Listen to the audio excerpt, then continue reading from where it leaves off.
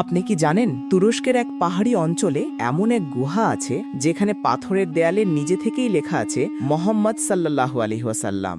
গবেষকরা বলছেন গুহার এই লেখাগুলো কোনো মানুষের তৈরি নয়, এগুলো তৈরি হয়েছে প্রাকৃতিকভাবে। কিন্তু আশ্চর্যের ব্যাপার হলো লেখাগুলো আরবিতে, আর সেটাও নবীজির নামে। স্থানীয় মানুষরা একে বলে the miracle cave of turkey. অনেক মুসলিম ভ্রমণকারী এখানে এসে কান্নায় ভেঙে পড়েন, কারণ পাথরের গায়ে দেখা যায় এমন সব দাগ যেগুলো স্পষ্টভাবে নবীজির নামের মতোই। অনেকে বলছেন এটা এক আল্লাহর নিদর্শন, আবার কেউ বলেন এটা কেবল প্রকৃতির খেলা। বিজ্ঞানীরা এখনও এর সঠিক ব্যাখ্যা দিতে পারেননি। কিন্তু প্রশ্ন হলো, এই লেখাগুলো যদি প্রাকৃতিক হয় তবে কিভাবে মোহাম্মদ সাল্লাল্লাহু আলাইহি সাল্লাম শব্দটা এত নিখুঁতভাবে লেখা হতে পারে? আপনার যদি মনে হয় এটা এক অলৌকিক ঘটনা, তাহলে ভিডিওটা লাইক দিন, শেয়ার করুন আর কমেন্টে জানাও আপনি কি বিশ্বাস করবেন এটা এক দৈব নিদর্শন। মিল্লা। আরও এমন অজানা রহস্য জানতে সাবস্ক্রাইব করুন RMI ইনফো হাব।